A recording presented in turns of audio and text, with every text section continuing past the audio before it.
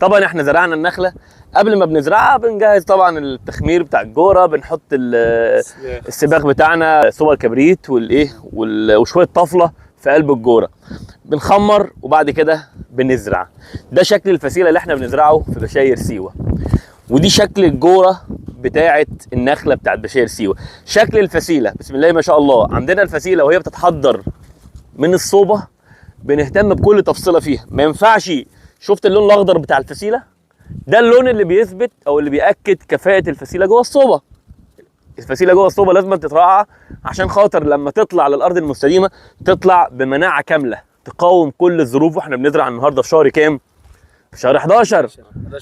ما عنديش مشكله ان ازرع بنت جوره في شهر 11، لكن عندي مشكله ان انا ازرع نخله بنت جوره اي كلام، فسيله او حتى بنت جوره اي كلام. فما شاء الله القوه المجموع الجذري اللي عملته في الصوبه خلت ايه؟ عندي فسائل جديده بدات تطلع. لف كده بعد اذنك يا باشمهندس ابراهيم. تمام. لف كده بسم الله ما شاء الله. 2 3 4. دي 4 فسائل طالعه من الصوبه. تعالى يا باشمهندس ابراهيم، لا معايا بعد اذنك بقى. نلف على باقي الفسائل اللي هي داخله دلوقتي تكييب.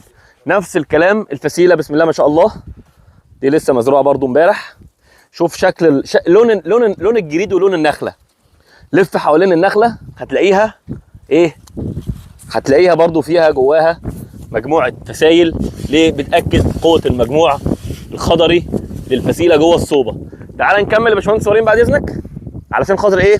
ممكن يكونوا زارعين لنا في البدايه كده شويه فسائل بنت جوره قويه. تعال نكمل بعد اذنك بقى على باقي الفسائل بالكامل. مجموع خضري محترم للفسيله. مجموع الفسائل بما يؤكد قوه المجموع الجذري للفسيله، ولون الفسيله وشكل الفسيله ولون الفسيله. تعال نكمل في اللي بعده. احنا بس بنطمن الناس احنا بنعمل ايه. بسم الله ما شاء الله.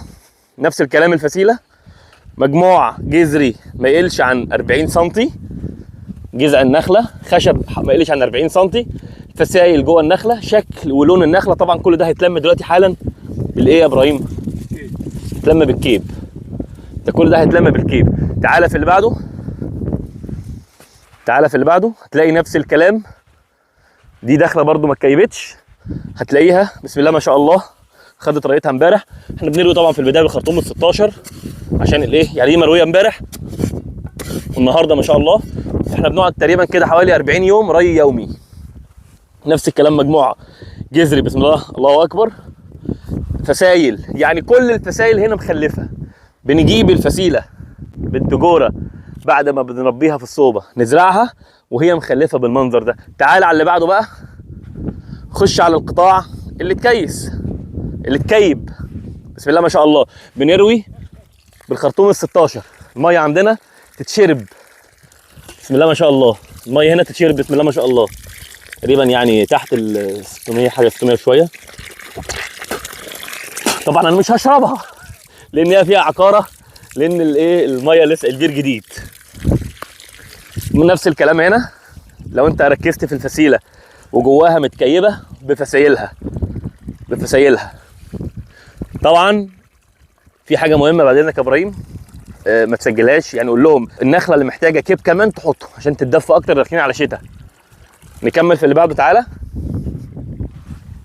بسم الله ما شاء الله. نفس الكلام، دي فسيله بسم الله ما شاء الله.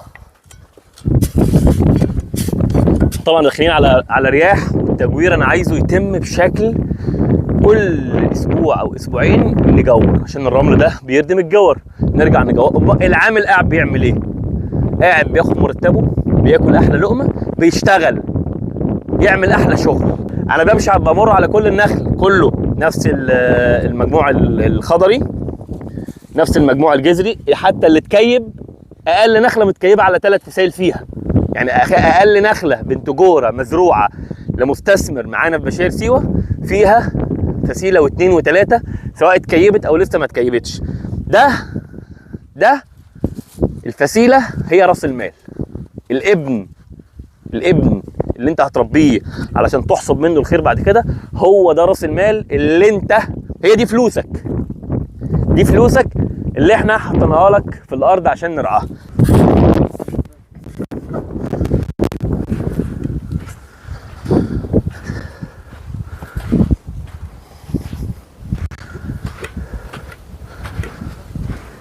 دي شكل الزراعه بتاعتنا.